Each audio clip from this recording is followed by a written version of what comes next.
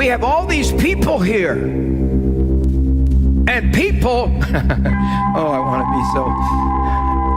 People, and another thing that starts with P. People,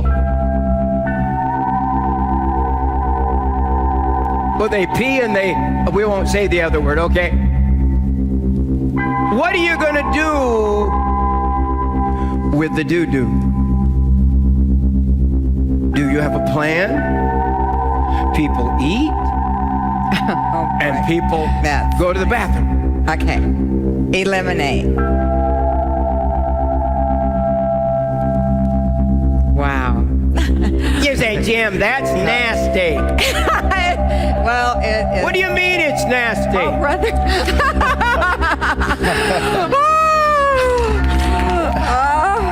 He said it. I'm probably the only preacher in America that is concerned about your bowel movement. This is great. What are you going to shovel it with? Oh, my goodness. What are you going to dig a hole with? What are you going to do with the doo-doo? You're listening to the Tom Green Podcast, and that is Vic Berger, video editor, and we're going to talk to him today about his hilarious videos. You can check out his videos on his Twitter, at Vic Berger IV, VicBergeriv is the Twitter. His name is Vic Berger, and his Twitter is Vic Berger IV. And you got to look at these videos. They're hilarious. We're going to have a great conversation about making videos and about what's going on with the internet and social media and funny videos in general and how he does it, his process. It's amazing to me. I love his videos. Thanks for listening to the Tom Green Podcast. Thank you for subscribing. Tell your friends to subscribe. It's free to subscribe. Tell them to subscribe. Also, you can check us out on YouTube, youtube.com/Tom Green, and everywhere that you listen to podcasts. Now, without much further ado, let's talk to our guest of the show today, Vic Berger. Hello there, Vic. Hey, Tom. How you doing? Good. I'm doing really good. Thanks for calling, man. This is exciting. I'm excited to talk to you about the technical and creative elements of what you do with video. Beautiful. I'm happy to be here. Video is a pretty cool thing, huh? Do you remember the first time you edited a video? Yeah, well, actually, it wasn't too long ago. It was about 5 years ago. I was just trying to, because I had my background is in music, so I was just trying to get some songs that I wrote out, online. So I figured people, will stay tuned longer if there's video attached to it. So it's just some experimental stuff with old stock footage from the 50s and just changing the colors around and just making it psychedelic and experimenting. And that kind of took off more than my songs. So I figured may as well venture more into video.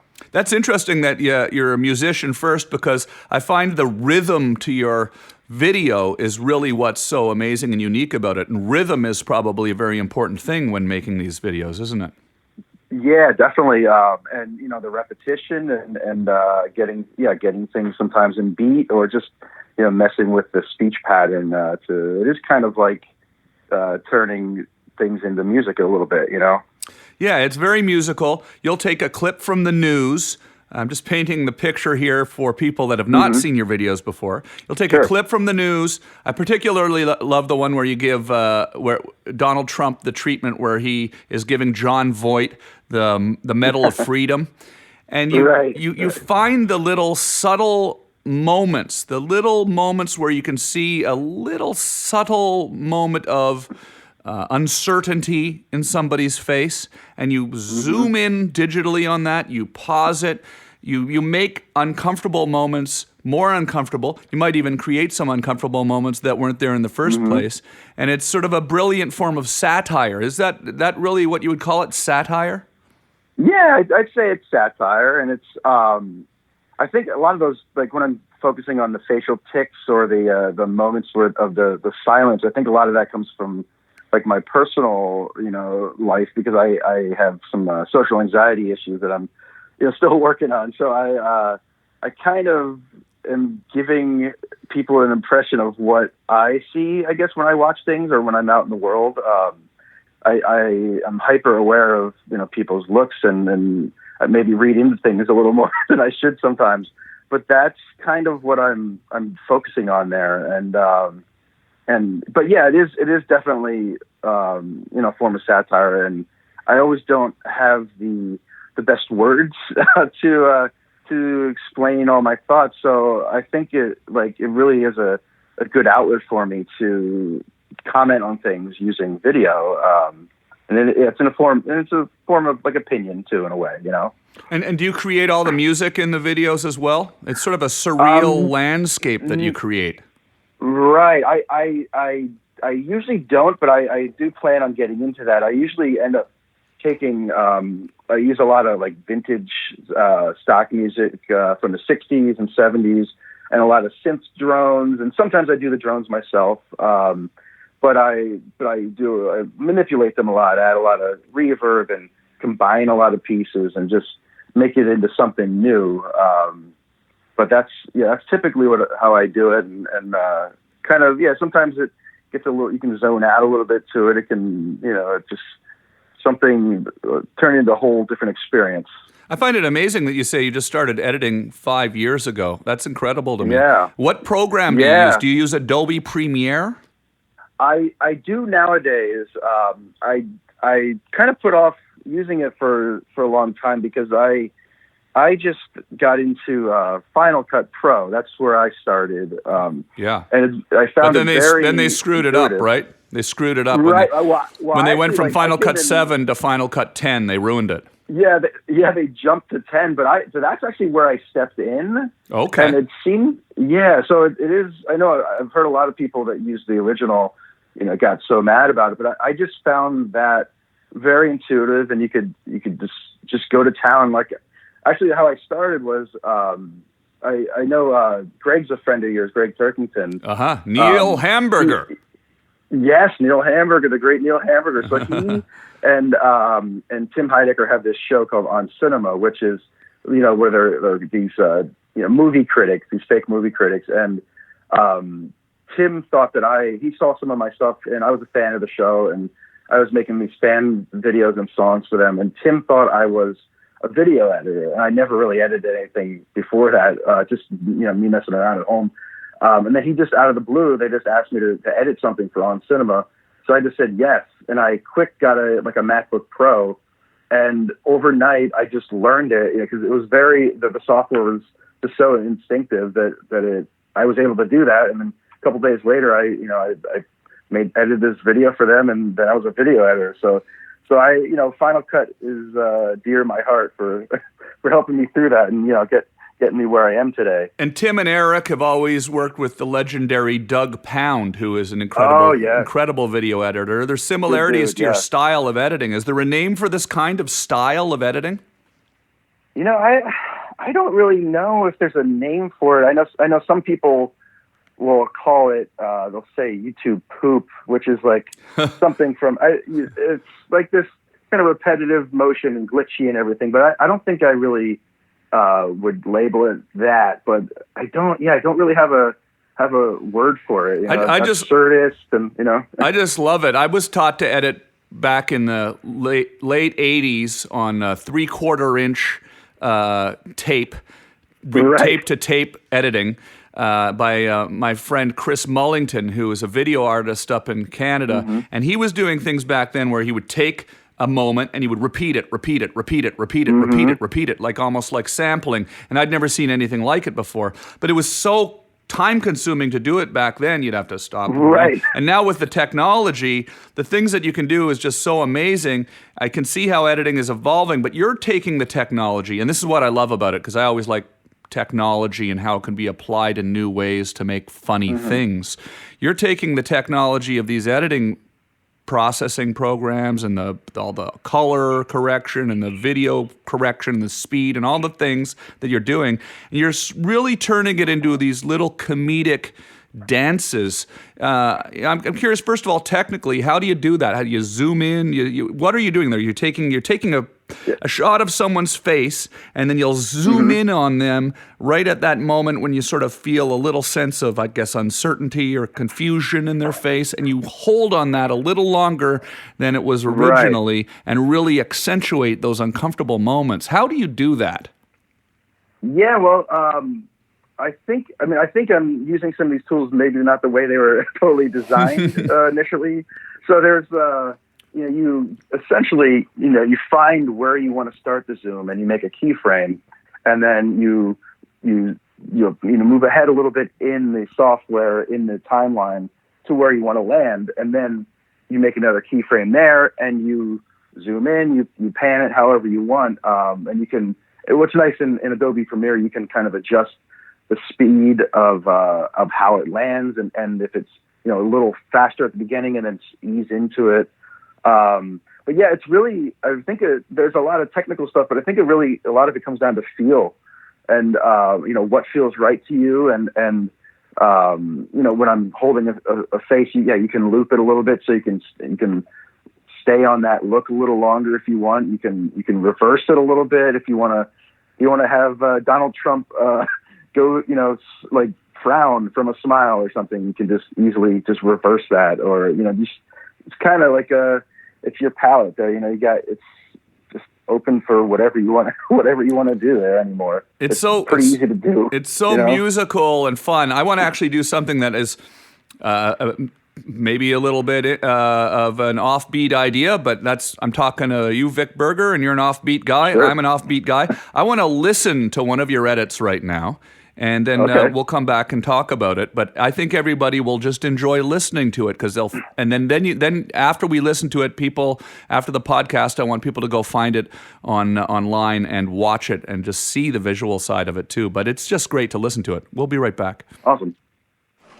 Ladies and gentlemen, the President of the United States.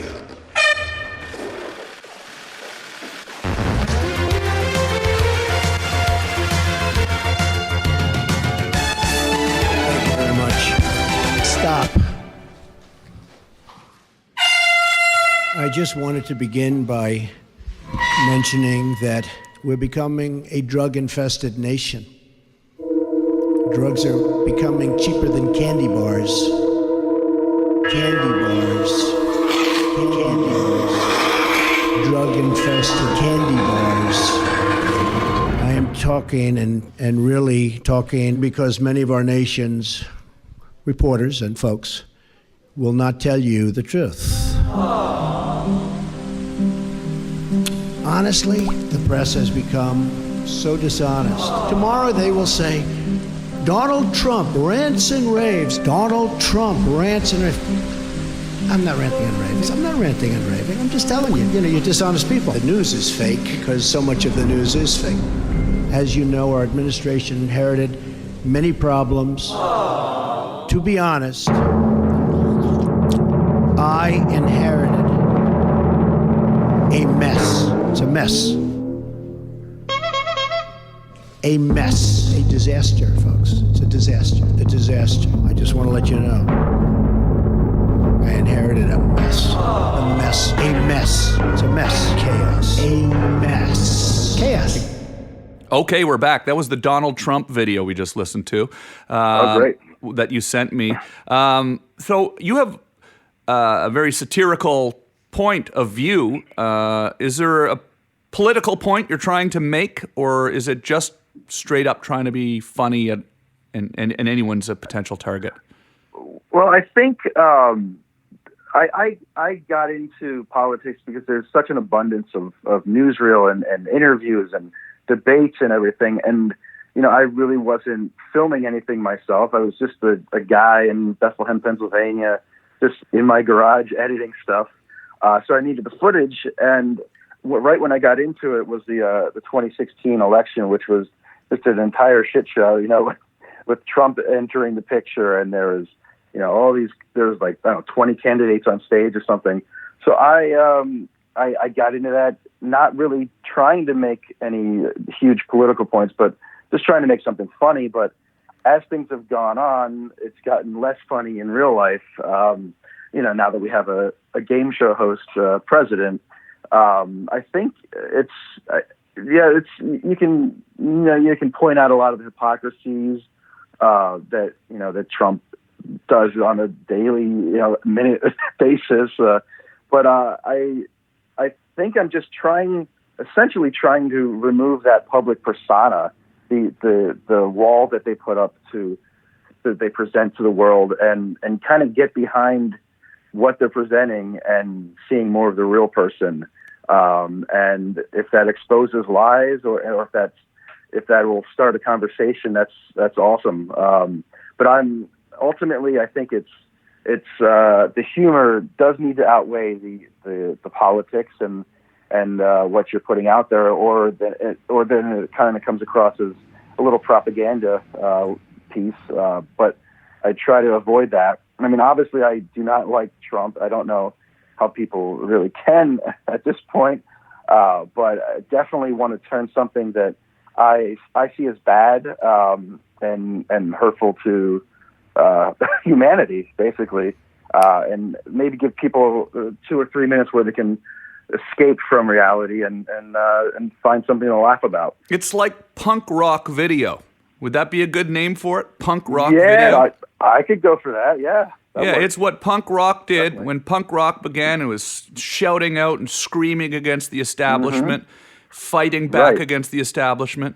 And this is a whole new way of communicating that didn't exist 20 years ago, certainly, but, even till very recently with social media, your videos fly around social media and are connecting with people in ways that's never been possible until just the last 5 years. Right, yeah. Others, you have to, pass the VHS around, just hopefully, somebody sees it. But no, for what I'm doing and others are doing, and now's a great time because of social media. You can reach people. I mean, look, I'm talking to Tom Green right now. If I told myself, 20 years ago when I'm binge watching your stuff that I would be talking to Tom Green, I would have never believed it. But thanks to social media, here I am. I think it's so cool that you're so accommodating to call into my show. I've been watching your videos, and I wonder if Vic Berger would talk to me in my podcast. So this is so amazing. Of course, yeah. And you do a podcast now with. Are you doing a podcast with Doug Pound and with Tim and Eric, or some? Who are you doing?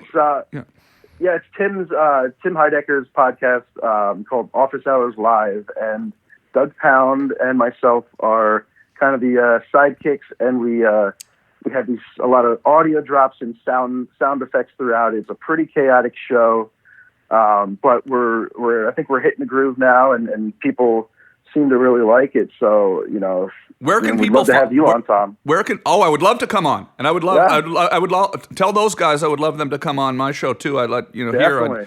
I love Tim and Eric and Doug Pound. Awesome. They're amazing. Doug was up at my July 4th party last year. I don't know if we'll be having one. Oh, that's great. Maybe we won't be having one this year. I don't know. Probably not this year. If we do, you're invited, but I don't know if I'm having one this year, man. Maybe we're going to have to wait till Christmas or something. Oh, my God. Right.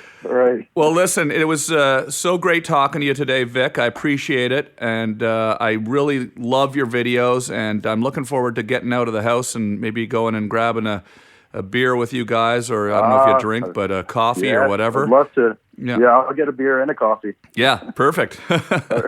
All right, man. Well, thanks a lot. Be safe, and we'll talk again soon, okay?